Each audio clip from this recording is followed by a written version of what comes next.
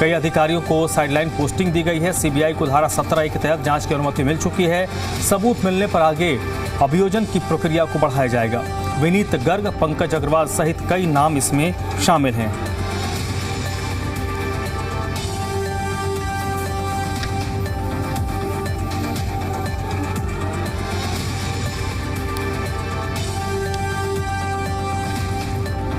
तो IDFC bank fraud के मामले में देखिए कार्रवाई हो रही है। सरकार ने सीबीआई पूछताछ को मंजूरी दे दी है। 3 आईएएस अधिकारियों के खिलाफ सीबीआई की तरफ से सरकार से पूछताछ के लिए अनुमति मांगी गई थी। इस पर सरकार की तरफ से सहमति दे दी गई है। सरकार ने पहले 2 आईएएस अधिकारियों को सस्पेंड किया हुआ है।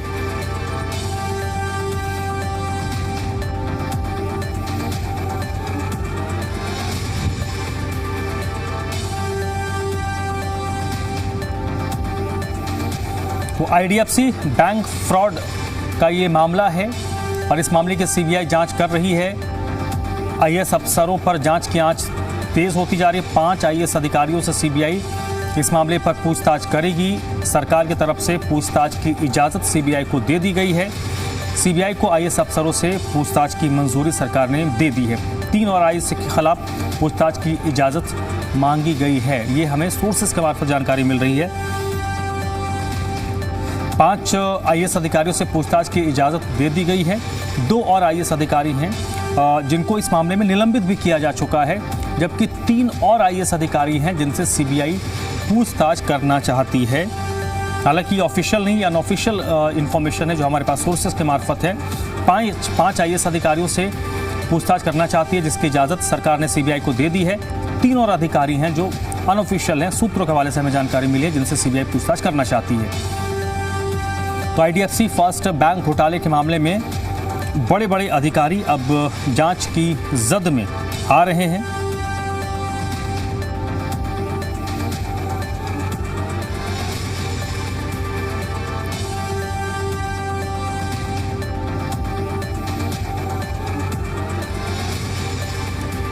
अब सवाल है कि सीबीआई इस मामले में कैसे जांच को आगे बढ़ाती है और इस पूरे फ्रॉड को, इस पूरे गबन को किस तरीके से अंजाम दिया गया है, इसका पटाक्षेप किस तरीके से किया जाता है।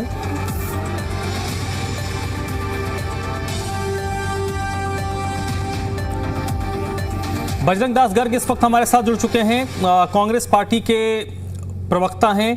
गर्ग साहब, आईडीएफसी फर्स्ट बैंक फ्रॉड का मामला आपको पता ही होगा। इसमें देखिए कई वरिष्ठ अधिकारी लपेटे में आ रहे हैं। सीबीआई जांच कर रही है। 5 अधिकारियों से पूछताछ की इजाजत दे दी गई है। 3 और अधिकारी हैं, आईएएस अधिकारी हैं, जिनसे पूछताछ की जानी है। अब सवाल यह है कि जिस मामले में इतने बड़ी संख्या में आईएएस अधिकारी इन्वॉल्व नजर आ रहे हैं, तब तो ये लिंक और ऊपर तक जाएगा। देखिए, खाली आईएएस अधिकारी की बात नहीं है। ओके, इनके आका तक पहुंचने की जरूरत है। इनके आका कौन है, किसकी शय के ऊपर घोटाले हो रहे हैं, ये देखने की जरूरत है। एक अधिकारी की हिम्मत नहीं कि इतने बड़े घोटाले को अंजाम दे दे। कहीं न कहीं पीछे बैक होती है। जितने भी अधिकारी नियुक्त होते हैं बिना सपोर्ट के नहीं होते, उनको किसी न किसी की सपोर्ट होती है, किसी न किसी की सिफारिश होती है। उन अधिकारियों को अच्छी अच्छी जगह नियुक्ति दी जाती है, जहाँ भलाई वाले महकमे वहां दिए जाते हैं, और जिनकी सिफारिशें नहीं होती, जिनके आका नहीं होते, उनको खुटे लहर लगाए रखते हैं। तो मैं ये कहना चाहूंगा कि इसकी जांच जो है तह तक जाए। ये ऊपर से नीचे तक जो घोटाला हुआ है, इसकी पूरी जांच होनी चाहिए। जो अफसरों के आका है उन तक भी इसकी पूरी जांच करनी चाहिए। कौन कौन इनके आका है, कौन कौन सपोर्ट किसने की है, कौन कौन कर रहे हैं, ताकि दूध का दूध पानी का पानी हो सके। ठीक है, असली मुलजिम तक ये जो है पाई कार्रवाई पूछ सके। ठीक है सर। इस वक्त मेरे साथ रामराज शर्मा भी जुड़ चुके हैं, बीजेपी के प्रवक्ता है, और ओंकार सिंह जी भी मेरे साथ जुड़ चुके हैं जो लोकदल के प्रवक्ता हैं। पहले मैं ओंकार सिंह जी आपके पास आता हूं, फिर मैं रामराज जी के पास जाऊंगा। कलेक्टिवली वो दोनों विपक्ष के लोगों का जवाब देंगे। सर, क्या सिर्फ आईएएस अधिकारी घपला कर सकते हैं, या उनसे ऊपर के अधिकारी जो टॉप लेवल पर हैं उनका इन्वॉल्वमेंट होगा, या उनसे ऊपर के जो राजनीतिक लोग हैं उन तक ये आंच पहुंचेगी?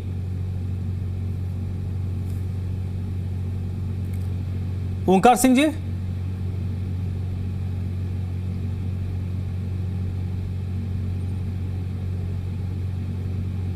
और लगता है मेरी आवाज उन तक नहीं जा रही है। रामराज शर्मा जी, आपको मेरी आवाज आ रही है सर? आ रही है।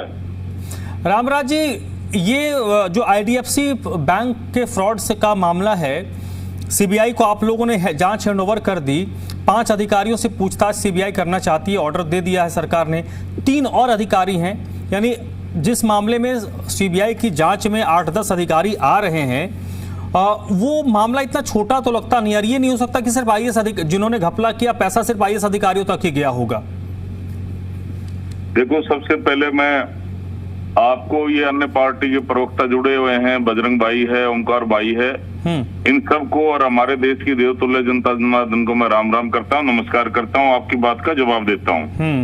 जब से ये आईडीएफसी का बैंक का ये प्रकरण हुआ, मामले की गंभीरता को देखते हुए जीरो टॉलरेंस की नीति पे चलकर माननीय मुख्यमंत्री ने तुरंत ये केस सीबीआई के हैंडओवर कर दिया। सबसे बड़ी बात तो ये है पारदर्शिता बरतते हुए, क्योंकि ये डॉक्टर नायब सिंह सैनी का हरियाणा है, नशा मुक्त हरियाणा, भ्रष्टाचार मुक्त हरियाणा, अपराध मुक्त हरियाणा। और इसमें और उससे भी बड़ी बात क्या की माननीय मुख्यमंत्री जी ने, जब ये पता चला, रात को ही डीजीपी साहब को फोन करके और कह दिया था सुबह कोई भी बैंक इनका खुलना नहीं चाहिए हमारे हरियाणा में, हर एक में फोर्स लगा दी थी, पहले हमारे पैसे रिटर्न करो ब्याज समेत, उसके बाद में अगली बात हम बाद में करेंगे। और सुबह 9:30 बजे हमारा सारा पैसा पाई ब्याज समेत वसूल किया गया माननीय मुख्यमंत्री जी ने। ये डॉक्टर नायब सिंह सैनी है तो मुमकिन है, पाई वसूल करा, उसके बाद में बैंक खुलने दिया, ये है डॉक्टर नायब सिंह सैनी।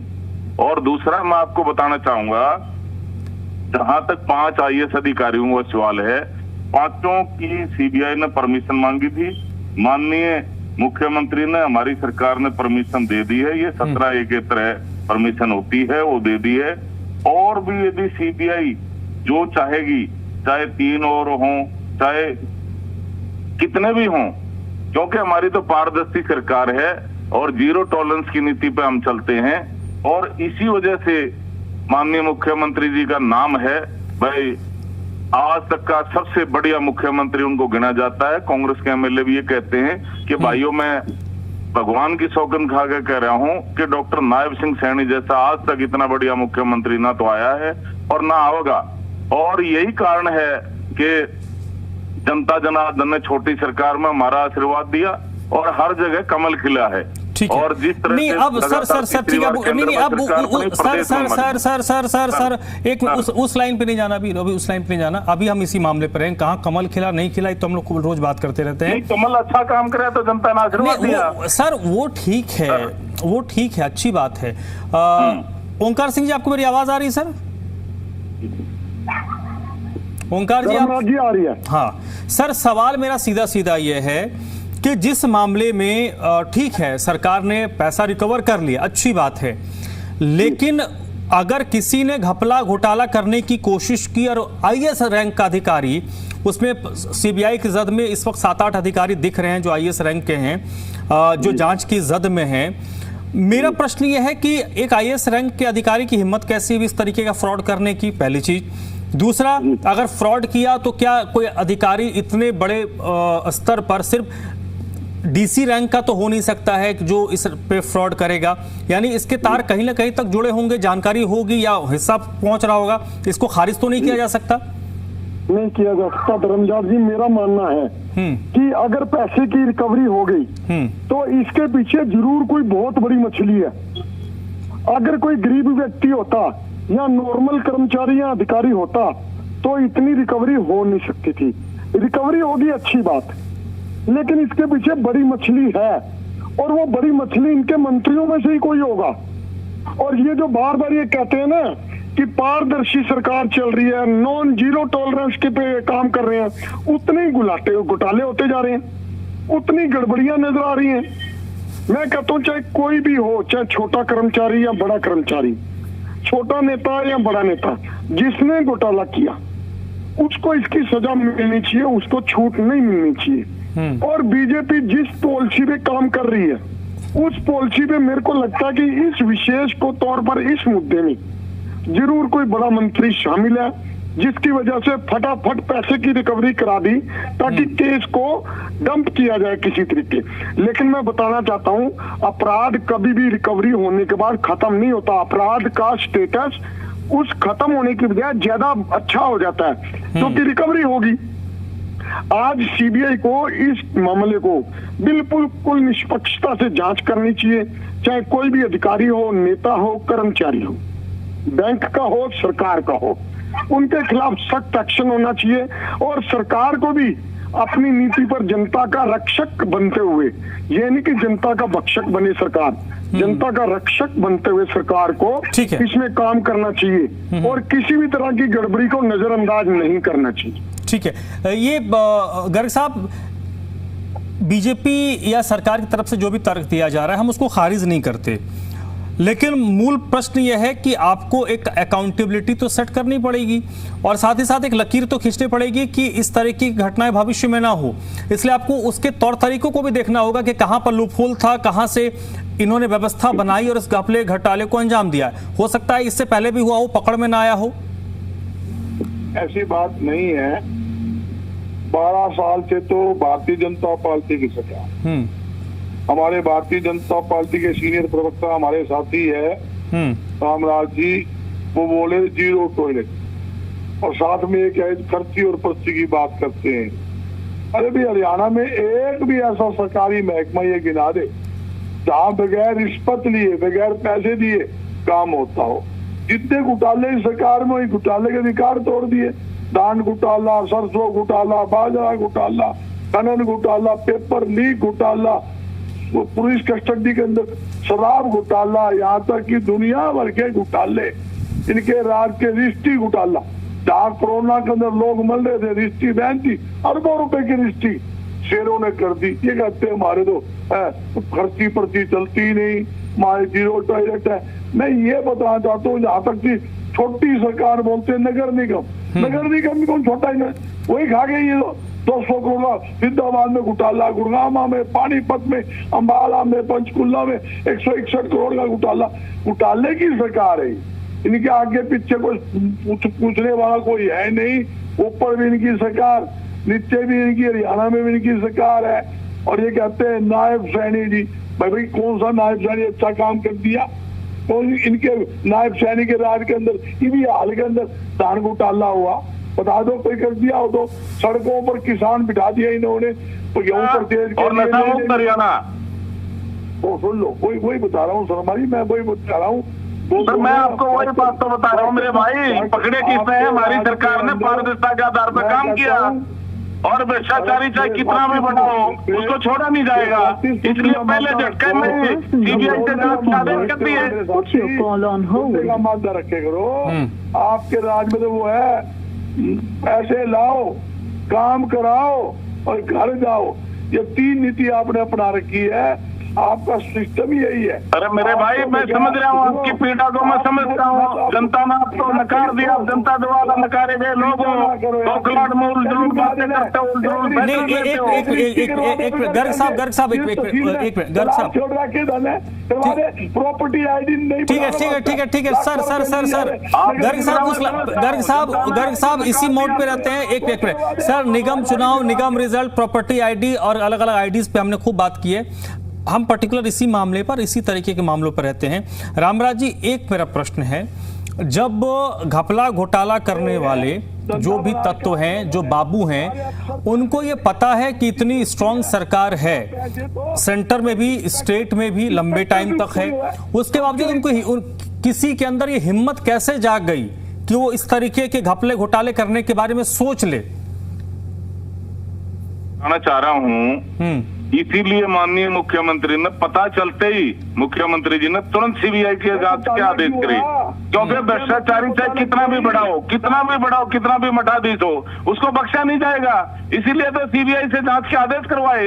और दूसरा, सबसे पहले रिकवरी करी अपने पैसे की, ब्याज समेत अलग में डाल के पैसा काट ले मुख्यमंत्री। ये होता है मुख्यमंत्री। सुबह फोर्स लगा दी, भाई तेरा बैंक जब खुलेगा जो पहले हमारे पीछे दो, ये तो बैंक नहीं खोलने देंगे। ये होता काम। रात में डीजीपी साहब सो गए थे, डीजीपी साहब को जगाया रात को, बोला सुबह आदेश जारी करो, कोई बैंक नहीं खुलना चाहिए। और ऐसा ही हुआ, पहले 9:30 बजे हमारे पैसे आ गए, हमारे सरकार के, हमारे हरियाणा का पाई पैसा आ गया, वो वसूल करा, उसके बाद में बैंक खुले। ये मेरे ख्याल से हरियाणा के इतिहास में पहली घटना है। ऐसा मुख्यमंत्री है डॉक्टर नायब सिंह सैनी, ये नायब है तो मुमकिन है मेरे भाई। और भ्रष्टाचार की जहां तक बात है, 0 टॉलरेंस की नीति पर हम चल रहे हैं। भ्रष्टाचारी चाहे कितना भी बड़ा हो, उसको छोड़ा नहीं जाएगा। और इसलिए सीबीआई जांच के आदेश करे मेरे भाई। और रही बात गर्ग साहब, आप हमारे बड़े भाई हो, हम आपका सम्मान करते हैं। आपकी पार्टी तो भ्रष्टाचार की गंगोत्री है, गंगोत्री।